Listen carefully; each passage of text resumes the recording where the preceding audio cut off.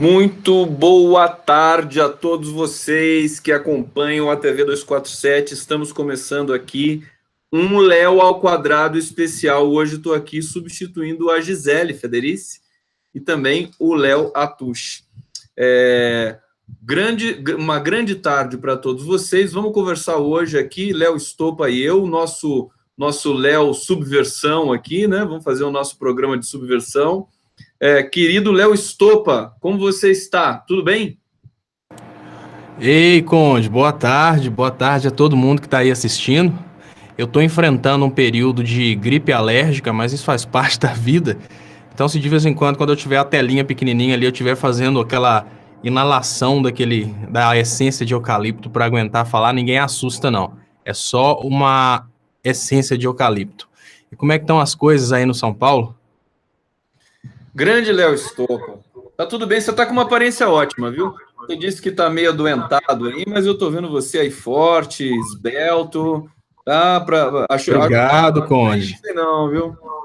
Você tá bonito aí. O que tá brigando comigo é o pulmão. Mas ele vai fazer as pazes. Normalmente acontece isso. Leonardo... Pedir o pessoal para compartilhar, para a gente aumentar o alcance, né? Quem puder ajudar aí compartilhando. As referências e as reverências, querido Léo Estopa, para o nosso público cativo aí que acompanha você, o seu público também que está aqui na TV 247, faço questão que você faça o convite aí para o internauta pro assinante.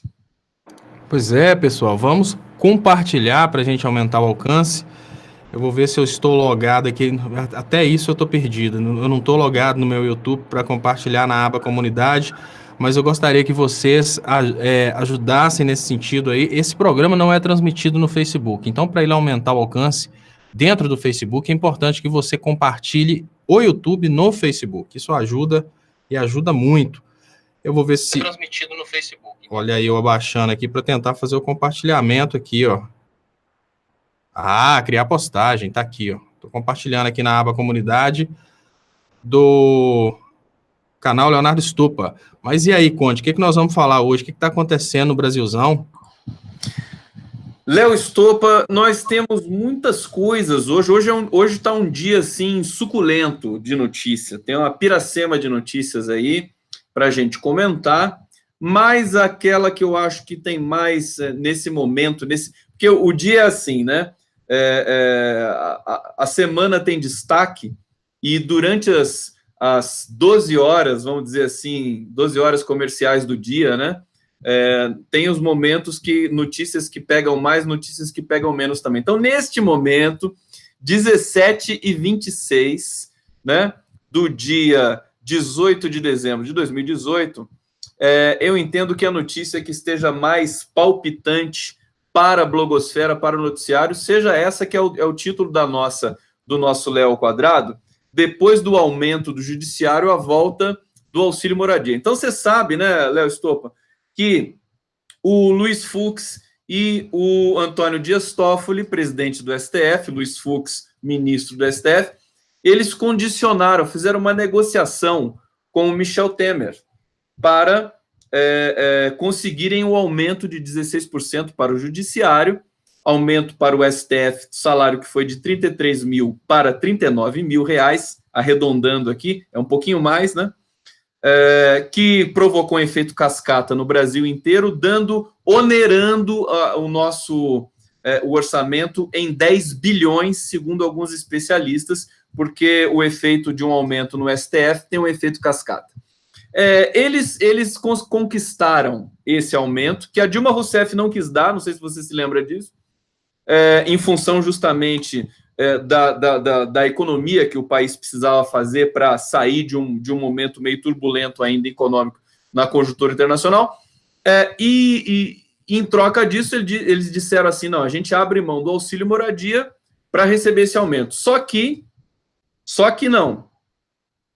uma semana sem auxílio moradia, agora esse auxílio moradia voltou no mesmo valor de antes, R$ 4.300. Então, eu queria que você aí, com a sua capacidade analítica conhecida de todos nós, explicasse para a gente como que isso se dá em uma república, em uma democracia, e ninguém se estarrece, vamos dizer assim.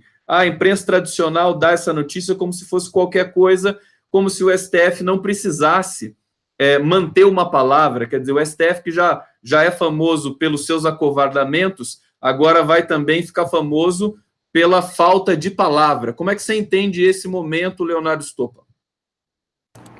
Pois é, Conde, esse momento é um momento de virada. A gente tinha uma realidade em que os trabalhadores tinham representação na política. Nós tivemos uma modificação nessa regra.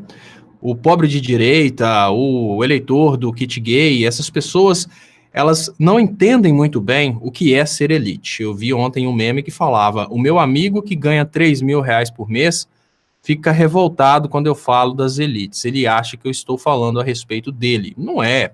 A gente está falando a respeito de uma elite realmente que ganha muito, e ganha muito exatamente por causa do trabalho dos brasileiros.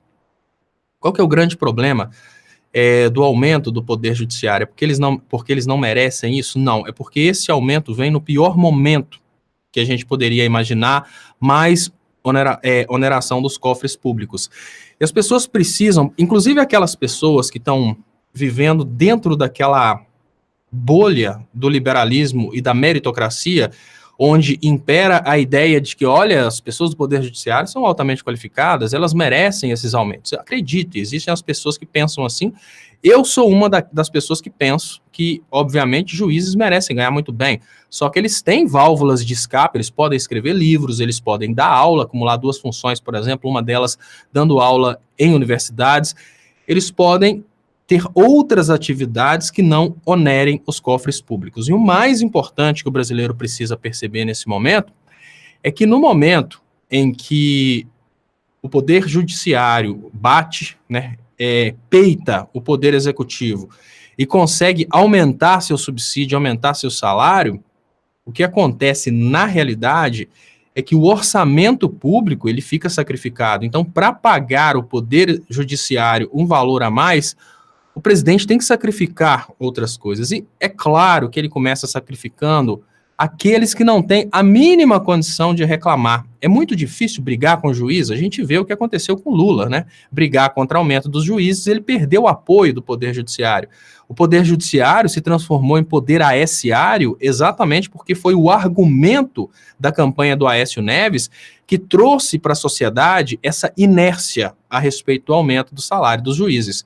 O que aconteceu? A mesma campanha do Aécio Neves, que trouxe a ideia de que tinha que derrubar o PT, porque eram vários corruptos no poder, ela conseguiu consolidar na cabeça do brasileiro, em especial do classe média, que trabalha no alto funcionalismo público, que os políticos que defendem a esquerda são pessoas analfabetas indignas. É mais ou menos assim, Conde. Imagine você que um promotor, um juiz ou um procurador, ele passou ali talvez uma década estudando para passar num concurso. E ele observa um Lulinha, dono da Friboi, da Oi, do helicóptero de ouro, enfim, de todas aquelas coisas que foram aparecendo ao longo do tempo, e se sente revoltado com isso. Ele não se sente representado por um governo que acaba pagando muito bem um político sem diploma, e no final das contas, ele que lutou bastante para conseguir aquela posição ali, ele não está recebendo aquilo que ele acha que mereceria. Essa foi a estratégia do Aécio Neves, da comunicação MBL, vem para a rua, revoltados online, para conquistar o alto funcionalismo público. O detalhe é que presidente da República, com diploma ou sem diploma, é um. Na hora que você aumenta o salário do STF, você puxa aí o alto funcionalismo público todo. E isso causa aí esse impacto aí de bilhões de reais. Qual que é o grande problema disso agora? O Brasil não tem mais arrecadação, o próprio Poder Judiciário, não a instituição, mas a República de Curitiba, ela destruiu a viabilidade econômica do país que a gente vive hoje. Então imagine você que uma célula podre do Poder Judiciário destruiu a arrecadação do Brasil, tirando a reputação do Brasil ao redor do mundo com a Operação Lava Jato, consolidando a ideia internacional de que o Brasil é o país mais corrupto do mundo, dando a ideia de que todos os políticos brasileiros são corruptos e destruindo a indústria nacional, obviamente amando dos Estados Unidos. Depois de tudo isso, um país com um crescimento inexpressivo do PIB, o Brasil desceu rolando uma escada econômica e agora está pelejando para subir de volta o primeiro degrau.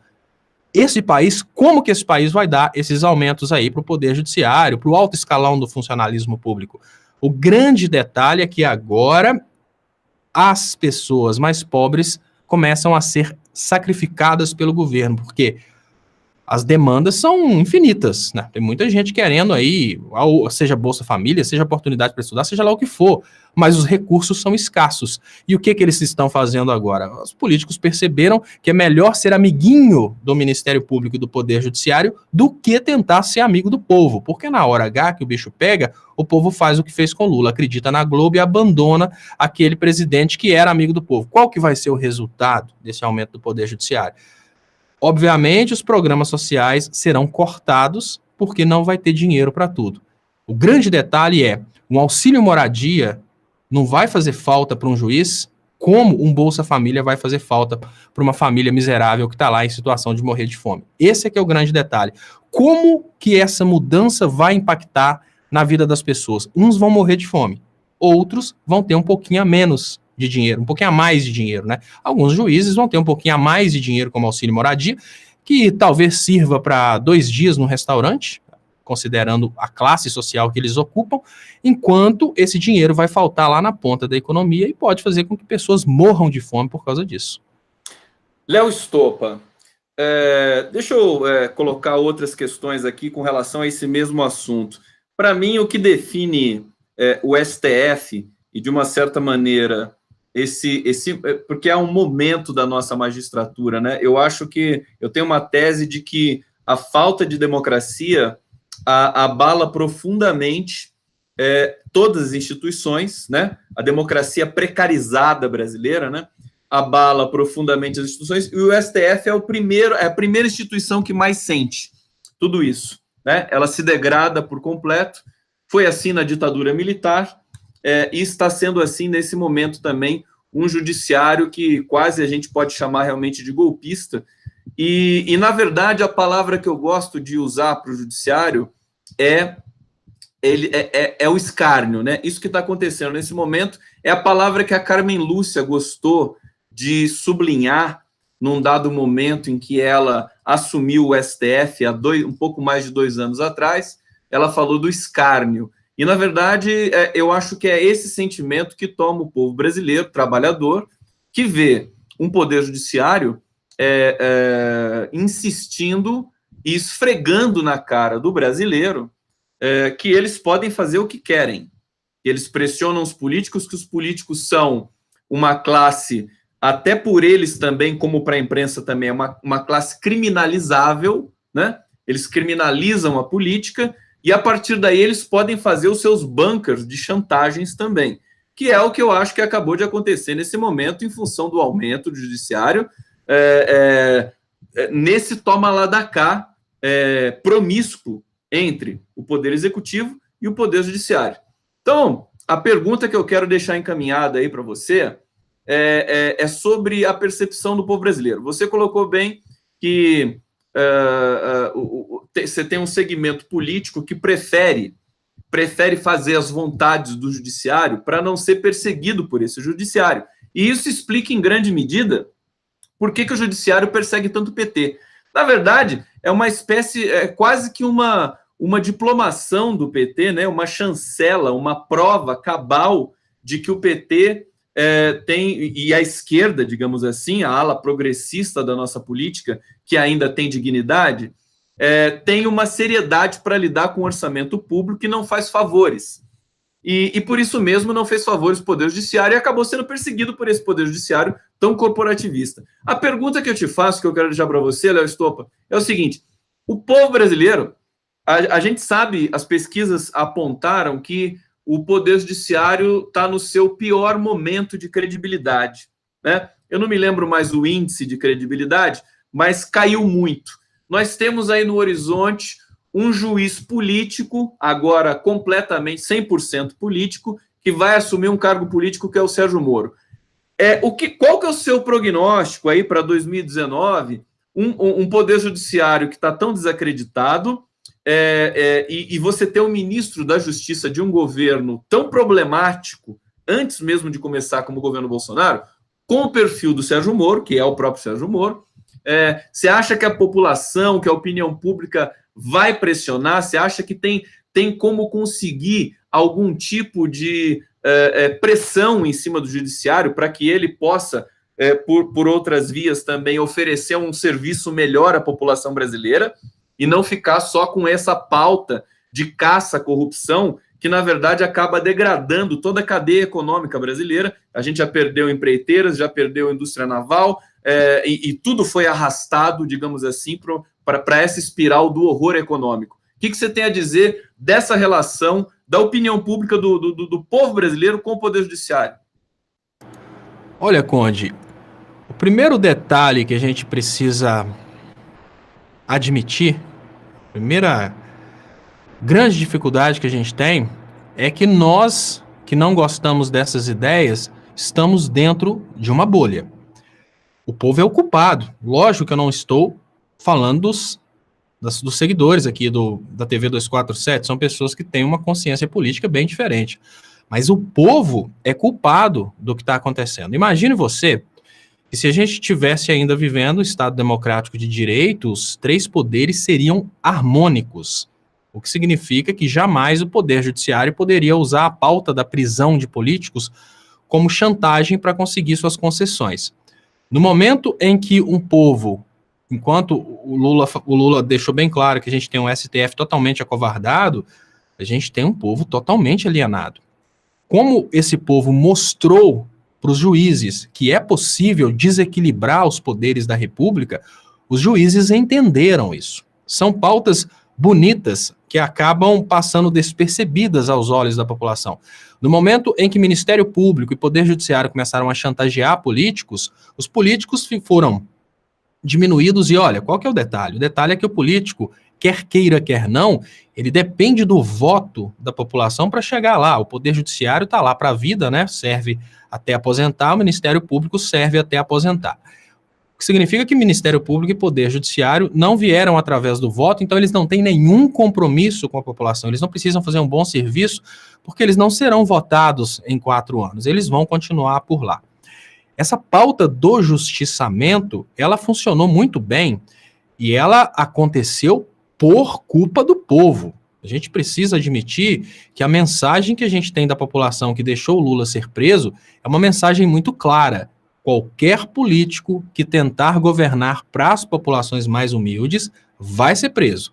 Numa circunstância em que o Poder Judiciário Poder Judiciário e Ministério Público, eles conseguiram chantagear os políticos no sentido de não baterem de frente com o Poder Judiciário e Ministério Público, se não vão presos, qual que é a probabilidade de alguém tentar ir contra essas instituições? Quem teria que ter uma responsabilidade com a República são os donos da República, ou seja, o povo. O povo acabou assinando embaixo. A gente tem pessoas aí que comemoram a prisão do Lula, mesmo sabendo que foi uma prisão ilegal. Então, qual que é a grande realidade que a gente tem hoje? A gente tem uma realidade em que essa forma de chantagear e conseguir através da chantagem, ela vai só perpetuar mais. Vai ficar cada vez pior, porque, olha, um juiz, ele dá uma sentença, a sentença é cumprida e pronto. O que significa que, ainda que não faça sentido constitucional, os juízes vão continuar mandando prender políticos, os juízes vão continuar fazendo esse justiçamento. Os políticos ficam com medo. E qual que é a realidade? O juiz vem das elites, representa as elites, o político precisa do povo. Ele tem que representar pelo menos um pouquinho o povo. Nós estamos vivendo uma ditadura de um poder judiciário. Essa ditadura do poder judiciário, ela vem porque quebrou a harmonia. Os poderes não são mais harmônicos. E nessa situação, os outros poderes ficam encolhidos e amedrontados. O recurso do orçamento público, ele é limitado. Se a gente tem um grupo extremamente poderoso brigando e batendo martelo sobre esse recurso, aquele grupo sempre vai vencer, porque se os políticos não aceitarem, eles vão presos. O detalhe é que não sobra nada para o povo. Esse povo alienado que acha que está fazendo bonito, perseguindo políticos, como se juízes e promotores e procuradores não fossem seres humanos com interesses pessoais, são os mais responsáveis pelo que está acontecendo hoje. O que eu vejo no horizonte é uma situação dessa perpetuando e a coisa ficando cada vez pior. A gente não tem aumento no salário mínimo, mas a gente tem aumento no salário do Poder Judiciário. A gente tem aí um auxílio moradia né, que hoje seria equivalente aí a 5 famílias, quase 5 famílias de pessoas que recebem salário mínimo. Então é uma coisa feia, mas ela não vai ser solucionada. Por quê? A qualidade de povo que a gente tem hoje está se deteriorando. Infelizmente, o lado da mamadeira erótica está crescendo e o lado do conhecimento está diminuindo. Aquele lado lá está ganhando mais comunicadores. O lado do conhecimento está tornando-se inviável. A gente tem todo um esquema para desincentivar aqueles que falam a verdade e educam o povo e incentivar aqueles que fazem besteira. Basta ver o resultado de audiência de um Big Brother Brasil.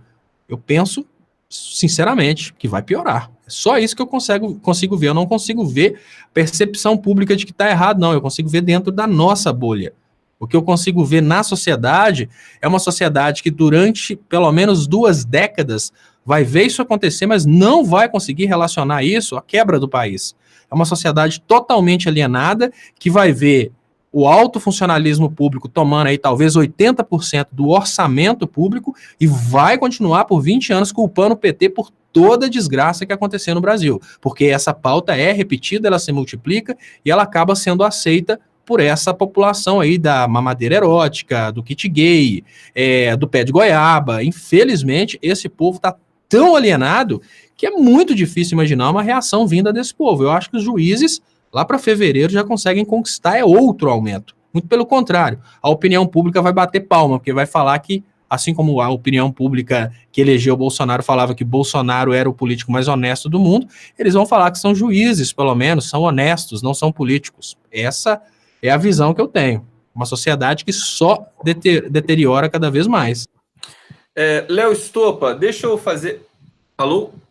Deixa eu fazer um comentário aqui com os nossos assinantes. Muita gente escrevendo aqui para o Léo ao quadrado. Eu estou com duas telas aqui e vou ler algumas mensagens, né? Então, deixa eu ler algumas aqui. Tem interessante, eles estão perguntando para você, Léo Estopa, cadê o Queiroz? Cadê o Queiroz, né? Isso já virou uma expressão idiomática aqui no Brasil, né? Deixa eu ver... O problema... Deixa eu ler aqui uma... O problema é que os 3 poderes, Luiz Antônio Mileu dizendo que o problema é que os 3 poderes e entre cada poder entre si, não existe nenhum programa que minimamente atenda à governança de um país de dimensões continentais como o Brasil. Nosso público aqui ultra qualificado fazendo seus comentários. Deixa eu ler mais uma aqui. Vamos ver se tem aqui...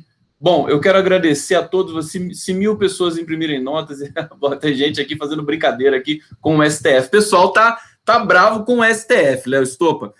Eu quero avançar um pouco mais, então, expandir um pouco o nosso eixo temático aqui, que é falar também um pouco sobre essas idas e vindas do governo de transição do Bolsonaro, e a última, que inclusive está na nossa home agora, do 247, é sobre a reserva indígena Raposa Serra do Sol. O Bolsonaro acabou de trocar a manchete, e a manchete que estava antes, que é o que eu quero falar para vocês, né? Que é a pesquisa também do 247, que o 247 vem fazendo, né? Para 91%, o Bolsonaro defende grandes grupos ao falar em explorar reserva.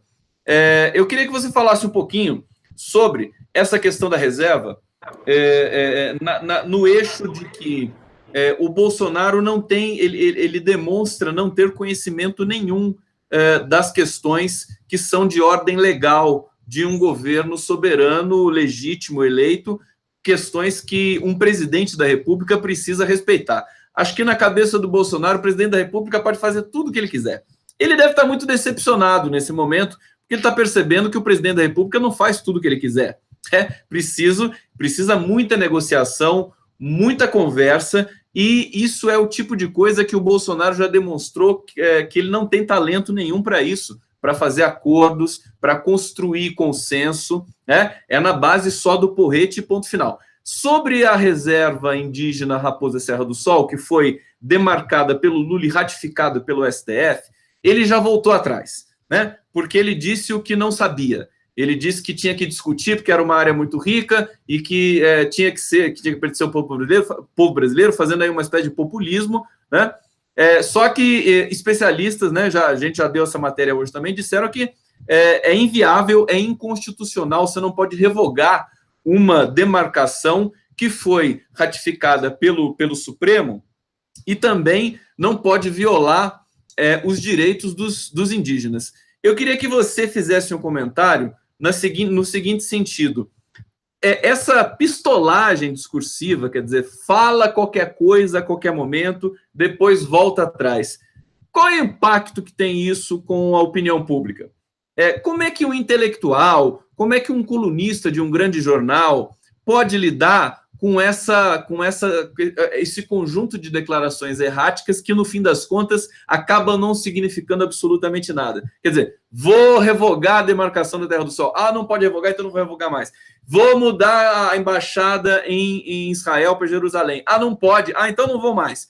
O que você acha que isso provoca? Você não acha que isso causa um certo tumulto nesse povo brasileiro que você está dizendo que não vai ter força suficiente para avançar nessa discussão da sua soberania?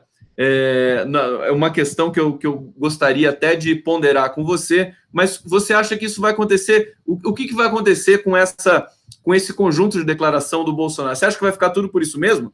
Você acha que parece com o Temer em algum sentido? Porque o Temer também deu declarações aí que não tinham muito a ver com a realidade concreta de um governo federal. O que você acha disso? Olha, Conde, antes eu queria só comentar um comentário de um xará que eu achei muito interessante sobre o ponto anterior, antes de entrar nesse detalhe, que ele deixou aqui: um juiz não produz nada, né? Estamos vivendo uma situação que até o raciocínio econômico do governo federal está indo para um lado muito errado. Claro que o juiz apresenta soluções para conflitos, mas o juiz só consegue receber o salário dele porque tem uma turma na base trabalhando para manter o Estado. Se o juiz sufocar essa turma, se os magistrados se unirem para sufocar essa turma, eles vão fazer aquela coisa lá da árvore que dava frutos para todo mundo, mas quando aquele conto de uma árvore que dava frutos para todo mundo, e uma pessoa chegou e decidiu pegar 2 de uma vez, porque a outra amiga estava doente em casa. Ela pegou 2 frutos e levou. Só que o outro que viu que ela estava pegando 2 frutos, falou: não, está errado. Se ela pegou 2, eu vou pegar também. Mataram a árvore. E o que o colega colocou foi muito interessante. Juízes não produzem riqueza. Como eles não produzem riqueza, se eles continuarem batendo de frente com a crise econômica, forçando, eles vão criar uma espiral inflacionária gigantesca e vão ferrar ainda mais o Brasil. Agora, vindo nessa questão agora da credibilidade do Bolsonaro, o que é o detalhe maior, Conde? O Bolsonaro está usando uma estratégia muito interessante, que é o seguinte: não me interessa o que pensam os intelectuais, eu tenho os fanáticos. Todos os passos do Bolsonaro são no sentido de manter os fanáticos. Eu tenho falado há 3 anos que o Brasil está vivendo hoje uma injeção de uma receita de bolo que os Estados Unidos utilizam ao redor do mundo para tomar petróleo. Essa injeção de receita de bolo, como o petróleo está localizado normalmente, até a descoberta do pré-sal, os grandes estoques de petróleo estavam localizados em países árabes, eles utilizavam a receita de bolo a partir do islamismo. Criavam fanáticos, a partir da criação dos fanáticos, eles colocavam aqueles fanáticos todos dentro daquela doutrina super radical e a partir dali eles conseguiam controlar aquelas pessoas. Aqueles que insurgem contra a dominação dos Estados Unidos, eles que são chamados de terroristas ao redor do mundo.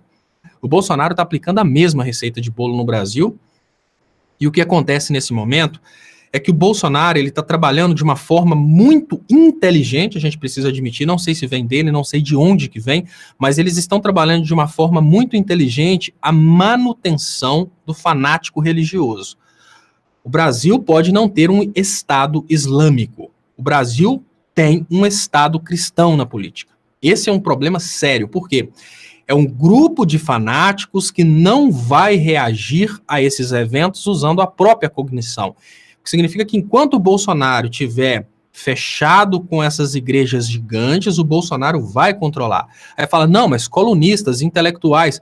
Olha, As pessoas que votaram no Bolsonaro por causa do kit gay, por causa da mamadeira erótica, elas não têm a mínima capacidade de pegar e ler uma coluna a respeito de relações internacionais. E esse é o erro da esquerda. A esquerda não está entendendo que nós temos hoje, no Brasil, uma maioria de pessoas extremamente alienadas que são incapazes de entender que o Bolsonaro só faz bobeira. Qual que é o detalhe, Conde? Quando o Bolsonaro tenta usurpar uma prerrogativa, por exemplo, do poder constituinte reformador, eu vou revogar áreas demarcadas para índios. Isso o presidente nem toca nesse assunto. Por quê? Se é um caso constitucional, ele tem que ser apreciado pelo poder constituinte reformador, do qual o presidente nem faz parte. Isso é o mais importante. Quando ele fala uma bobeira dessa, a gente tem hoje duas reações exatamente em dois clubes. O clube do Bolsonaro, que é o clube da alienação política, e o clube fora do Bolsonaro. Dentro da nossa bolha, a gente quer fazer chacota, a gente vê o Bolsonaro como um imbecil que não entendia sobre o que é uma reforma constitucional. A gente olha para o Bolsonaro, o cara tá prometendo uma coisa que ele não tem nem competência para dar pitaco. Se fosse lei, ele tinha que sancionar. Não. Reforma da Constituição, quem sanciona é o próprio Congresso Nacional, ou seja, o Bolsonaro nem toca, ele só pode sugerir. Qual que é o grande problema? Dentro da nossa bolha, essa consciência existe. Dentro da nossa bolha, a gente tem um Bolsonaro ridicularizado por causa disso, mas ele não precisa da nossa bolha. Ele venceu utilizando o alienado. Dentro da extrema alienação, as pessoas observam os índios como sendo infiéis que estão lá ocupando terras que poderiam estar sendo produtivas. Dentro do eleitorado do Bolsonaro, essa dificuldade vai ser vista como um satanás que está atrapalhando o Bolsonaro de aumentar a produtividade do Brasil e ganhar mais dinheiro. Eu já vi gráficos mostrando o que seria... Olha, como que as pessoas têm uma alienação a respeito do que é oferta e demanda. Eu vi um gráfico onde a pessoa mostrava que se uma determinada reserva indígena fosse desapropriada, o nióbio lá de dentro seria suficiente para colocar o Brasil como primeira economia do mundo. Como se todo mundo quisesse comprar nióbio para comer. Não, eu vou tirar o nióbio. Não vai chegar um momento que vai ter um equilíbrio de mercado e o nióbio vai ficar inviável, não. Todo mundo vai comprar. Ou seja, o preço de mercado hoje vai ser o mesmo depois que o Brasil retirar aí 1 bilhão de toneladas. O preço continua o mesmo. O aumento de oferta não vai fazer com o nióbio a mesma coisa que a gente tem com a realidade da água, né? A água é super importante, mas ela tem um preço baixo exatamente porque tem abundância. Mas, enfim, tirando essa característica do eleitor do Bolsonaro que não consegue perceber a economia, o alienado do Bolsonaro, ele não consegue perceber que o Bolsonaro está tendo deslizes, porque existe um bloqueio, Conde, para mais de 50% da população brasileira. Esse bloqueio são as igrejas e as emissoras de rádio e televisão dessas igrejas. Como que eles trabalham? A partir do momento que uma pessoa entra no fanatismo religioso, ela é proibida de assistir outras emissoras de televisão, outras emissoras de rádio ou outros veículos de imprensa. Então, quando você fala, o que você acha que vai acontecer com os colunistas? Os colunistas que estão ganhando com isso, ou seja, das emissoras de rádio, televisão ou mesmo os jornais, desse esquema de dominação mental, eles não vão escrever sobre isso. Muito pelo contrário, eles podem falar que burocracias estão impedindo o Bolsonaro de aumentar a produtividade do Brasil. Na nossa bolha, a gente vai criticar isso. Isso é o grande problema. Qual que é o maior problema que a gente está vivendo hoje?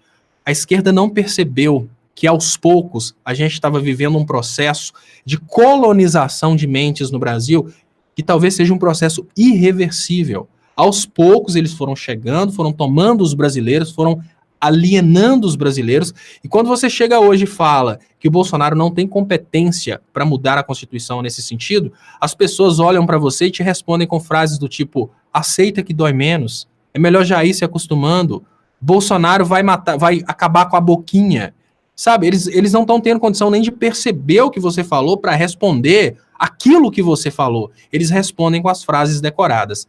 Se a esquerda não conseguir entender que nós temos no Brasil uma quantidade muito grande de pessoas com a capacidade cognitiva muito próxima de um animal, a gente não vai conseguir reverter essa situação. Lembrem-se, temos no Brasil uma quantidade muito grande de pessoas que votou no presidente por causa da mamadeira erótica, do kit gay, e pessoas que passam dificuldades em casa para doarem o que tem para essas igrejas. Se essas pessoas são capazes de passar fome para doar geladeira para a igreja, para doar tudo que tem para a igreja, é porque essas pessoas estão realmente fanáticas. Se a gente não libertar essas pessoas, eles vão ser sempre a maioria. Esse aqui é o detalhe. Eles nunca vão saber da verdade por detrás do governo do Bolsonaro.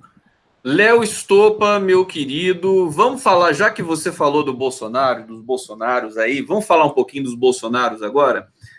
Eu anotei umas coisas curiosas hoje aqui para a gente comentar, que é o seguinte, teve logo de manhã, que foi inclusive tema do nosso Bom Dia, a gente teve aquele tweet do Olavo de Carvalho, em que ele dizia que o jornalista é inimigo do povo, né? Esse tweet, inclusive, depois que nós demos destaque no 247, ele passou a ser destacado na imprensa tradicional também. Agora, na home da Folha de São Paulo, ele está lá com bastante destaque na página principal, que é um tweet assim que demarca uma certa inflexão, embora todos nós saibamos que o governo Bolsonaro é inimigo da liberdade de expressão, isso esteve sempre claro o tempo todo, inimigo da imprensa tradicional, inimigo da imprensa progressista. Na verdade, eles gostam da indústria de fake news que eles mesmos produzem dentro dos seus bunkers aí digitais. Mas essa frase do Olavo de Carvalho provoca um certo desconforto, para dizer o mínimo, na própria dinâmica aí da absorção dos absurdos que o Bolsonaro vem proferindo, dizendo e produzindo no seu governo de transição. Porque ele nomeou também, acabou de nomear um sujeito chamado Floriano Amorim para a SECOM, que é a Secretaria de Comunicação, que é suculenta, que administra e gerencia toda a verba publicitária que o governo federal vai investir, sobretudo nessas mesmas mídias tradicionais, Folha de São Paulo, Globo, Estadão, Veja, etc. Então, você tem uma demarcação muito forte de uma hostilidade aos veículos de imprensa. E aí eu quero que você diga sobre isso, mas também quero que você comente o seguinte: a repercussão desse tweet do Olavo de Carvalho foi muito ruim, tanto na blogosfera progressista quanto na imprensa tradicional, porque, a rigor, todos ali estão sendo colocados no mesmo barco e como inimigos. O Carlos Bolsonaro, que é o filho do Bolsonaro, que gerencia toda essa indústria de fake news e propagação de intimidações através das redes digitais Brasil afora, Carlos Bolsonaro usou a palavra cagaço para descrever o que supostamente a imprensa tradicional estaria sentindo nesse momento, em função de um governo que se diz que é um governo que vai falar diretamente com o povo através das redes digitais. Então, digamos, é um tom um pouco acima do normal. Eu queria que você associasse esse tom do Carlos Bolsonaro com os outros dois filhos do nosso glorioso Jair Bolsonaro, Flávio Bolsonaro, por exemplo, que está sendo aí, que está no olho do furacão de um escândalo do COAF, e que declarou hoje, quer dizer, aquela história, onde está o Queiroz, né? Aí o Flávio Bolsonaro diz, tem que perguntar para ele, esse negócio aí não é comigo, né? Tirando o corpo fora. Eu queria saber o que os bolsonaristas estão pensando disso, né? O Flávio Bolsonaro falou, não tenho nada a ver com isso, tem que perguntar para ele. E o Eduardo Bolsonaro também, atendendo alguma interpelação da imprensa, disse que não tem como saber de onde o dinheiro veio. Esse dinheiro que o Fabrício Queiroz movimentou durante um ano, atipicamente descrito pelo COAF, que é o Conselho das Transações, aí, que vem essas questões de operação financeira bancária fora do padrão.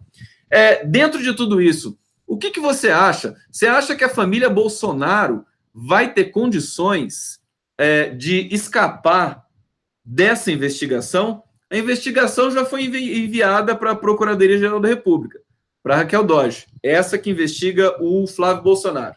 Mas, diante dessa situação, você acha que a família Bolsonaro vai ter como se safar dessa? Eu acho que o Bolsonaro, Léo Estopa, ele já está numa posição defensiva. Teve um internauta aqui que perguntou agora há pouco assim, afinal de contas, Bolsonaro é evangélico ou católico? As pessoas não sabem mais. Em função desse episódio da esposa do Bolsonaro, a Michele Bolsonaro, ter mandado tirar 5 obras sacras do Palácio do Planalto que faziam alusão à religião católica. A Folha de São Paulo que deu esse furo, né, que deu essa informação sobre o desejo da Michele Bolsonaro transferir essas obras e despachar para o Palácio do Jaburu, que vai ser a casa do vice-presidente Hamilton Mourão.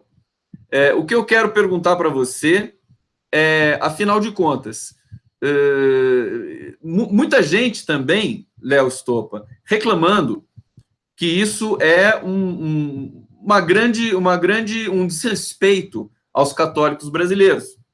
Afinal de contas, uma obra de arte ela não representa só uma questão religiosa, mas ela representa a própria arte em si. Então, a pergunta que eu gostaria de fazer para você, você acha que a família Bolsonaro ela vai conseguir administrar essa natural, que a imprensa brasileira naturalmente, quando você tem um novo presidente, você tem um novo governo, ela tem uma pegada assim de investigar detalhes pessoais, né? Certas cenas dos bastidores, isso faz parte do jornalismo. Como é que será que eles vão lidar com isso? Você está aí, meu querido Léo Stoppa? Tô sim, Conde. Eu tô só escondendo aqui um bocado, que como eu tô meio perrengue, eu tô usando esse óleozinho aqui nos intervalos para conseguir falar aquele Até já aproveitando o ensejo, a gente já está encaminhando aqui para o final do nosso Léo ao Quadrado. Então, eu deixo essa pergunta com você e já deixo também aqui, já quase que a despedida já feita para os nossos internautas aí, encerrando mais um Léo ao Quadrado. Vai lá, meu querido, o que você acha disso? Olha, Conde, sobre a questão da família Bolsonaro se safar ou não dessa, isso ao meu ver, uma negociação das elites que controlam essas investigações. Dentro dessas elites, a gente sabe que tem gente do Ministério Público, tem gente do Poder Judiciário. É uma espécie de mensagem: olha, pare de dar pitaco na nossa reforma da Previdência e aprova logo o fim dos direitos trabalhistas, porque senão roda todo mundo. Uma forma muito simples a gente perceber isso é que imediatamente após o escândalo, o Bolsonaro parou de criticar a reforma da Previdência e o Bolsonaro já fez afirmações que o 13º e as férias estão inflando as leis trabalhistas. O que eu vejo é que o Bolsonaro ele está na coleira a partir desse escândalo. Qual que é o problema do Bolsonaro estar na coleira? Ele não pode nem renunciar. Então, enquanto o Bolsonaro estiver obedecendo às elites, ele não cai. Prova disso é o Temer. O Temer tinha vários processos contra ele, vários escândalos, gravações e tudo mais, mas ele não cai enquanto ele estiver disposto a fazer o jogo das elites.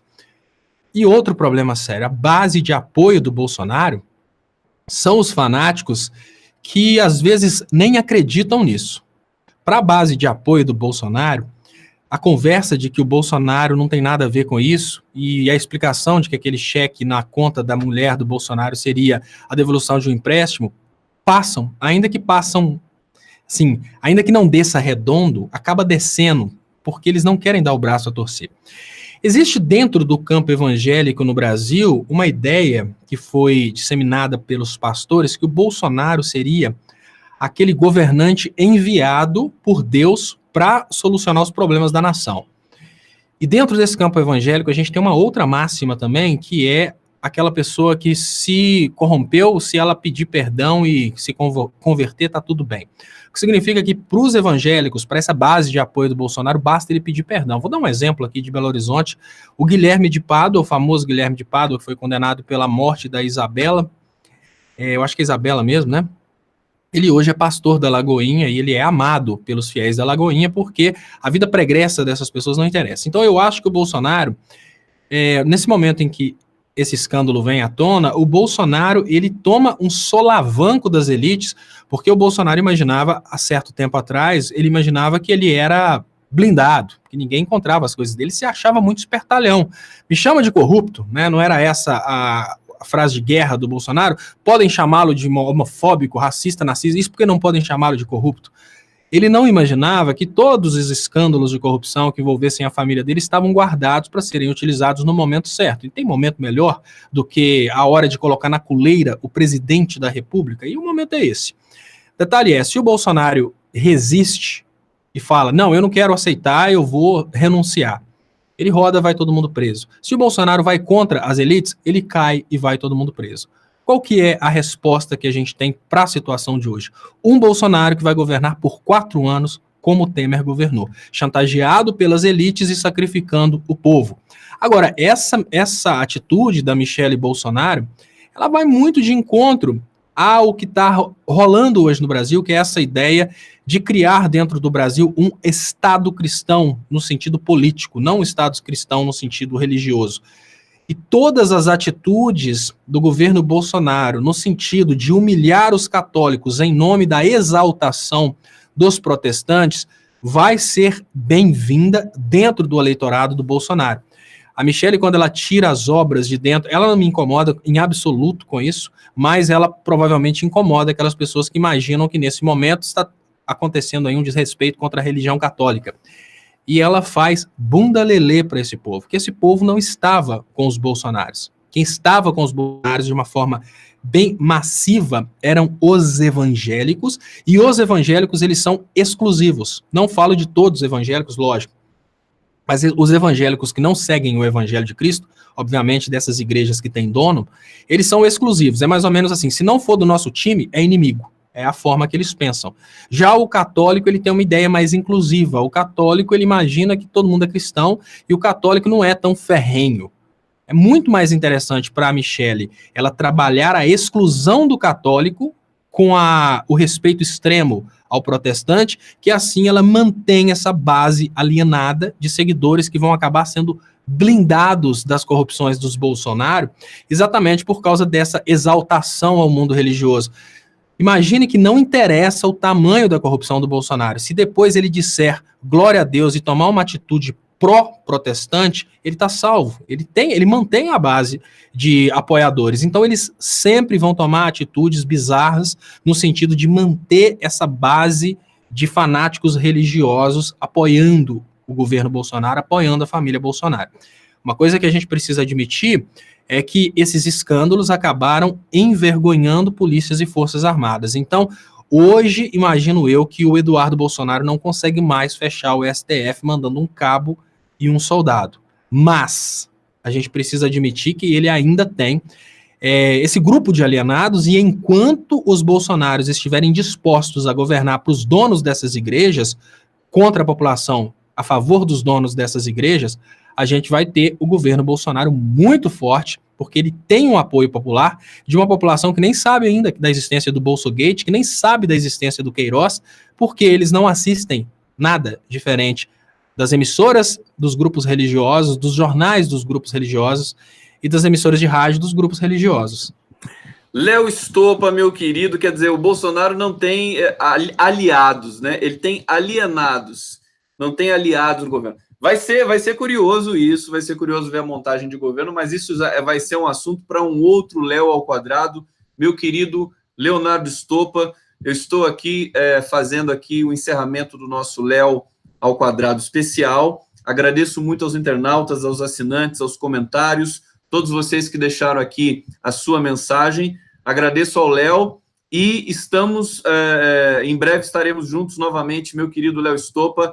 Um grande abraço para você. Abração, Conde, abração, pessoal. Então, até mais tarde, eu volto no canal Leonardo Stoppa com o programa Léo Stoppa ao vivo, isso às 10h30 da noite. Então, muito obrigado e até lá. Um abraço, querido, até mais.